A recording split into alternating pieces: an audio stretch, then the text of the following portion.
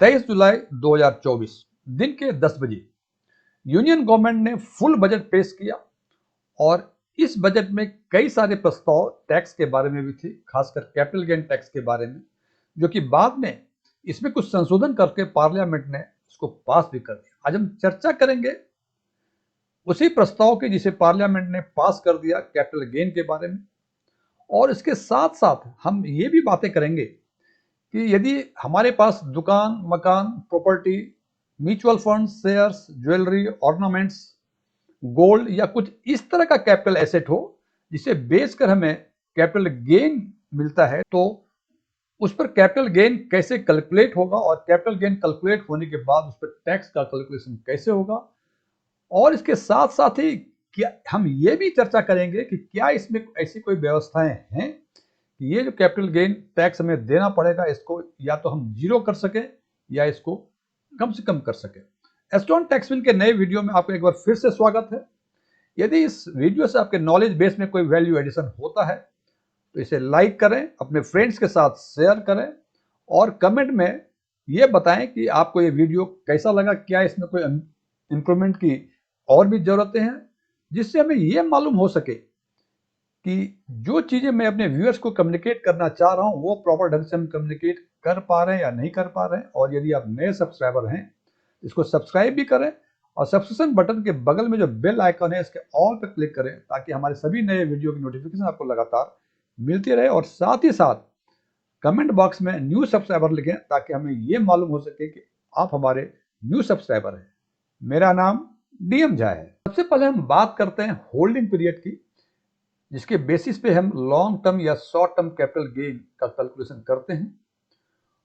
इस बजट प्रस्ताव में होल्डिंग पीरियड के बारे में एक बहुत महत्वपूर्ण निर्णय लिया गया और उसमें यह कहा गया कि अब केवल दो तरह के एसेट्स होंगे। और इसमें यह कहा गया कि लिस्टेड सिक्योरिटीज और इक्विटी ओरिएंटेड सिक्योरिटीज का होल्डिंग पीरियड 12 महीने होंगे और इसके अलावा जितने तरह के कैपिटल एसेट्स होंगे उसकी होल्डिंग पीरियड 24 महीने होंगे। इसका मतलब यदि लिस्टेड सिक्योरिटी और इक्विटी ओरिएंटेड सिक्योरिटीज 12 महीने के अंदर आप होल्ड करके कैपिटल गेन को मिलता है, यदि आपको तो शॉर्ट टर्म कैपिटल गेन होगा, और 12 महीने के से अधिक होल्ड करते हैं उसमें जो कैपिटल गेन होता है उसमें लॉन्ग टर्म कैपिटल गेन होगा। लेकिन इसके अलावा जितनी भी तरह के एसेट्स हैं लाइक मकान, दुकान, मकान, दुकान, प्रॉपर्टी, ज्वेलरी, इस तरह के जितने एसेट्स हैं उसकी होल्डिंग पीरियड 24 महीने होगी। यानी 24 महीने तक यदि होल्ड करके कैपिटल गेन मिलता है तो शॉर्ट टर्म कैपिटल गेन होगा और 24 महीने से अधिक होल्ड करके जो कैपिटल गेन मिलता है वो लॉन्ग टर्म कैपिटल होगा। लेकिन इसमें टैक्स के रेट में एक चेंज किया गया है, जो कि हम मकान, दुकान, ज्वेलरी आदि के कैपिटल गेन के कॉन्टेक्स्ट में चर्चा करेंगे। और इसमें यह व्यवस्था दी गई कि मकान, दुकान, ज्वेलरी, ऑर्नामेंट्स इस तरह में यदि लॉन्ग टर्म कैपिटल गेन होता है यानी 24 महीने होल्ड करने के बाद यदि कोई कैपिटल गेन होता है तो 23 जुलाई के 10 बजे ऑनवर्ड इस तरह के जो भी गेन्स होंगे उसमें 12.5% का कैपिटल गेन टैक्स बिना इंडेक्सेशन की सुविधा के आपको देना पड़ेगा। लेकिन चूंकि ये बजट 23 जुलाई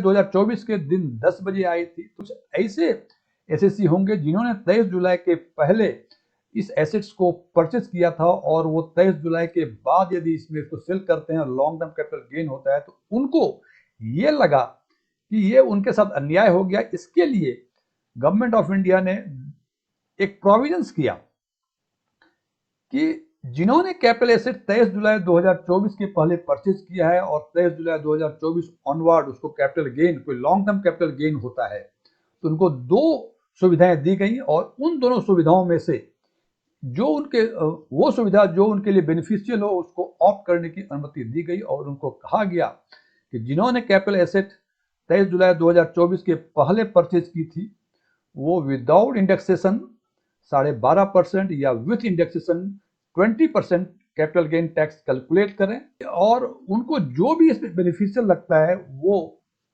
उस हिसाब से वो टैक्स पे कर सकते हैं। हालांकि ये बातें सुन के आपको लगा होगा कि थोड़ा सा कुछ कंफ्यूजिंग है, इसको हम चाहते हैं कि एक एग्जाम्पल के द्वारा आपको समझाने की कोशिश करें ताकि ये मामला पूरी तरह से स्पष्ट हो सके। एग्जाम्पल के तौर में हमने माना कि 15 जुलाई 2016 को किसी ने 16 लाख रुपए का गोल्ड खरीदा और 31 दिसंबर 2024 को उसने 50 लाख में उसको बेच दिया। ये गोल्ड हो सकता है, ज्वेलरी हो सकता है, मकान दुकान कुछ भी हो सकता है, लेकिन चूंकि हम यहाँ गोल्ड की बातें कर रहे हैं तो चूंकि इन्होंने जो परचेस किया था वो 23 जुलाई 2024 के पहले परचेस किया था, तो इस एसएससी को दो सुविधाएं थी, विदाउट इंडेक्सेशन कैलकुलेट करने की और विथ इंडेक्सेशन कैलकुलेट करने की। तो सबसे पहले हम बात करते हैं विदाउट इंडेक्सेशन, जो कि 23 जुलाई 2024 ऑनवर्ड एप्लीकेबल है। तो इस केस में चूंकि इंडेक्सेशन के बेनिफिट नहीं है, इसलिए long term capital gain 50 minus 16 34 lakh रुपए होते हैं और 34 लाख रुपए का सीधा 12.5% long term capital gain tax का 4,25,000 बनते हैं। लेकिन जनाब चूंकि इन्होंने 23 जुलाई 2024 के पहले परचेज की थी, इनको एक और सुविधा दी गई कि आप इंडेक्सेशन बेसिस पर भी आप इसको कैलकुलेट करके देखें कि आपके लिए कौन सा बेहतर होगा। तो इसका सबसे पहले हमने इंडेक्स कॉस्ट ऑफ एक्विजिशन निकाला। अब जनाब आपके सामने ये होगा कि इंडेक्स कॉस्ट ऑफ एक्विजिशन कैसे निकलेगा। तो फ्रेंड्स इसके लिए हमें कॉस्ट ऑफ इन्फ्लेशन इंडेक्स का यूज करना पड़ता है और इस इंडेक्स कॉस्ट ऑफ एक्विजिशन निकालने के लिए एक फॉर्मूला है। कहते हैं कि index cost of acquisition is equal to purchase price into CII of sale year upon CII of purchase year. इसका मतलब जितने में आपने एक्चुअली परचेज किया था उसको मल्टीप्लाई करें जिस साल आपने सेल किया था उसके CII यानी कॉस्ट इन्फ्लेशन इंडेक्स के, और उसको डिवाइड कर दें जिस साल आपने परचेज किया था उसके CII से। यहाँ हम देखते हैं कि 16-17 में जो कॉस्ट ऑफ इन्फ्लेशन इंडेक्स था वो 264 था और 24-25 जब हमने सेल किया उस time cost of inflation index 348 था। और इस हिसाब से यदि हम परचेज करते हैं तो 16 into 348 upon 264 it comes to 21,09,000। So क्योंकि यहाँ इंडेक्सेशन की सुविधा है तो इंडेक्स कॉस्ट ऑफ इक्विजिशन 21,09,000 बेचा था 31 दिसंबर 2024 को 50 लाख में। 50 में से 21.09 माइनस करने के बाद 28.9 यानी 28,91,000 का लॉन्ग टर्म कैपिटल गेन बनता है। और चूंकि इसमें इंडेक्सेशन की सुविधा के हिसाब से ये कैलकुलेट किया है तो इसमें 20% का long term capital gain tax लगेगा और ये कैलकुलेट करते हैं तो इट कम्स टू 5,78,000। हालांकि इसके बाद इन दोनों में ही जो शेष वगैरह ऐड करने पड़ेंगे 0.4%, वो आपको ऐड करना पड़ेगा दोनों में यूनिफॉर्म रूप से। इस हिसाब से अब देखिए इन दो, चूंकि इन्होंने परचेज किया था 23 जुलाई 2024 के पहले, इसलिए इनको ये सुविधा है कि या तो ये विदाउट इंडेक्सेशन वाली सुविधा लें या इंडेक्सेशन वाली सुविधा लें। तो यहाँ देखते हैं कि ये एसएससी जो है ये विदाउट इंडेक्सेशन वाला यानी जो अभी करंट अप्लीकेबल प्रोविजन है वो प्रोविजन को ही ऑप्ट करेंगे जिसमें उनको कम टैक्स देना पड़ रहा है। इस हिसाब से हम, लेकिन मैं फिर बता दूं कि जो एसएससी ने 23 जुलाई ऑनवर्ड परचेज किया होगा उनको केवल विदाउट इंडेक्सेशन बेनिफिट ही मिलेगा, उनको विथ इंडेक्सेशन बेनिफिट कैलकुलेट करने की सुविधाएं नहीं है। ये हमेशा ध्यान रखें कि ये दोनों में से एक सुविधा उन्हीं एसएससी को है जिन्होंने कैपिटल एसेट 23 जुलाई के पहले परचेज किया हुआ है। अब मुद्दे पर आते हैं कि यदि हमने गोल्ड को सेल किया और हमें कैपिटल गेन मिला तो हमें 10 करोड़ तक एग्जम्पशंस कैसे मिल सकता है। जनाब इसमें 10 करोड़ तक एग्जम्पशंस मिल सकते हैं, लेकिन इसके लिए कुछ एलिजिबिलिटी क्राइटेरिया है। सबसे पहला क्राइटेरिया है कि ये सुविधाएं केवल इंडिविजुअल और HUF को ही मिलेंगी।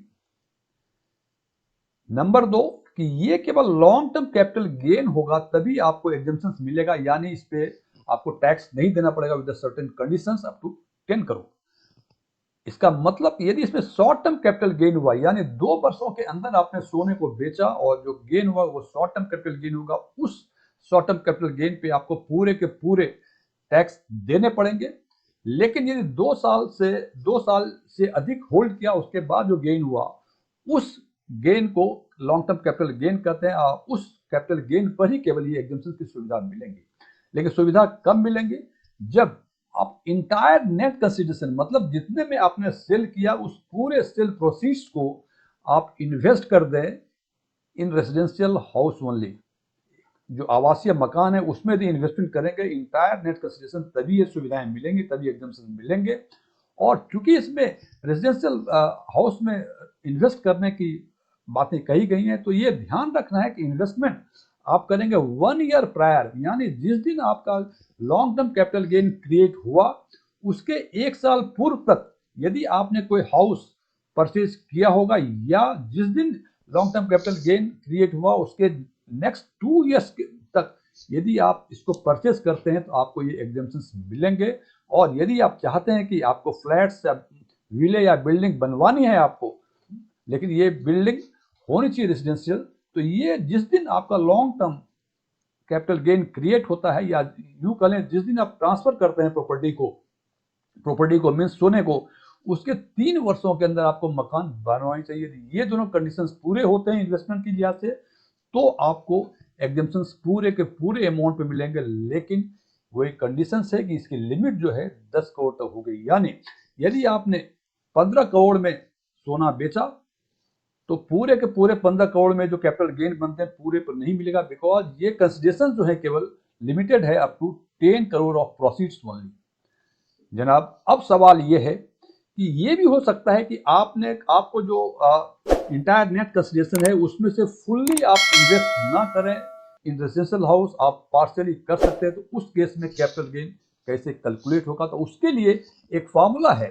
वो फॉर्मूला है कि एग्जेम्पशन जो मिलेंगे आपको long term capital gain into amount invested upon net consideration. इसको यदि एक एग्जांपल के तौर पे समझते हैं कि हमने 4 लाख रुपए में सोना परचेज किया था और 6 लाख में बेचा, लॉन्ग टर्म कैपिटल गेन था, तो 2 लाख का हमको लॉन्ग टर्म कैपिटल गेन हुआ। तो इस फॉर्मूले के हिसाब से long term capital gain 2 lakh into amount invested, उस 6 लाख में से हमने 5 लाख ही इन्वेस्ट किया, इंटू 5, क्योंकि नेट कंसिडरेशन जो था वो 6 लाख था, upon 6 lakh it comes to 1.66 lakh. इसका मतलब इस केस में एग्जांपल के तौर पे यदि पूरे कंसिडरेशन आप इन्वेस्ट नहीं कर सकते हैं, इस फॉर्मूले के हिसाब से ही आपको एग्जाम्पशन मिलेगा, और इस केस में 1,66,000 का एग्जाम्पशन मिलेगा, जबकि आपका long term capital gain 2 lakh हुआ था। इसका मतलब 34,000 रुपये आपको टैक्स देना पड़ेगा। अब एक सवाल और होता है कि चूंकि जनाब आपको इन्वेस्टमेंट करना है रेजिडेंशियल हाउस में, ऐसा कोई जादू तो है नहीं कि आज आपने सेल किया और कल उसको बेच दिया, जो कंस्ट्रक्ट भी करने हैं और चूंकि नेक्स्ट 2 ईयर्स तक भी इन्वेस्ट करने की व्यवस्था है, तो इस बीच में पैसे को कहाँ रखें। इसमें यह ध्यान रखना है कि जिस फाइनेंशियल ईयर में आपका long term capital gain create होता है और अमाउंट आप पूरे के पूरे इन्वेस्ट ना कर सके, जैसे कंस्ट्रक्शन के केस में या विद इन 2 ईयर्स परचेस कर रहे हैं उस केस में, तो उस पैसे को आप कैपिटल गेन अकाउंट स्कीम्स में आप जमा करा दें। ये जमा कराने की तारीख जो होगी वो उस फाइनेंशियल ईयर का जब इनकम टैक्स रिटर्न आप फाइल करते हैं जो कि सामान्य अवस्था में 31 जुलाई हुआ करते हैं, उसके पहले के पहले आपको कैपिटल गेन अकाउंट स्कीम में आपको डिपॉजिट करना पड़ेगा। और यदि इसमें जमा नहीं कर पाएंगे तो माना जाएगा कि आपको कोई एग्जाम्पशन नहीं मिला और अप्लीकेबल रेट से आपको कैपिटल गेन टैक्स देना पड़ेगा। अब सवाल ये है कि ये सारी बातें तो कर लें जो एलिजिबल हैं ये एग्जाम्पशन पाने के लिए अप टू 10 करोड़, लेकिन इसके साथ कुछ और रेस्ट्रिक्शंस हैं कि यदि वो चीज़ें होंगी तो आप ये सुविधाएं नहीं ले पाएंगे। और वो रेस्ट्रिक्शंस हैं कि जिस समय आपने सोना को बेचा उस दिन आपको आपके नाम एक से अधिक रेजिडेंशियल हाउस नहीं होनी चाहिए। यदि एक से अधिक रेजिडेंशियल हाउस हैं तो आपको ये सुविधाएं नहीं मिलेगी। दूसरी बात कि जो आपने नया हाउस परचेज किया या कंस्ट्रक्ट किया, यदि परचेज किया है तो जिस दिन आपने परचेज किया उसके 1 साल के अंदर उसको नहीं बेच सकते, और यदि कंस्ट्रक्ट किया है तो उसको 3 वर्षों के अंदर उसको नहीं बेच सकते। और यदि ऐसा करते हैं तो जो सुविधाएं आपने ली थी, जो एग्जाम्पशन लिया था, वो वाइड माना जाएगा और अप्लीकेबल रेट आपके हिसाब से आपको टैक्स देना पड़ेगा। और जैसे मैंने पहले बताया कि ये सुविधाएं शॉर्ट टर्म कैपिटल गेन पे लागू नहीं है, यानी 24 महीने के अंदर यदि होल्ड करके सोने को सेल करते हैं या प्रॉपर्टी को सेल करते हैं, उस पर जो गेन होता है उस पर ये कोई सुविधाएं नहीं है। मैंने कोशिश की आपको कि सोने को या ज्वेलरी को बेचकर 10 करोड़ रुपए तक आप कैसे टैक्स बचा सकते हैं। यदि इसके बावजूद आपको लगता है कि इसमें कुछ और सवाल होंगे, अब हमारे कमेंट बॉक्स में जाके आप हमसे सवाल पूछ सकते हैं। Thank you.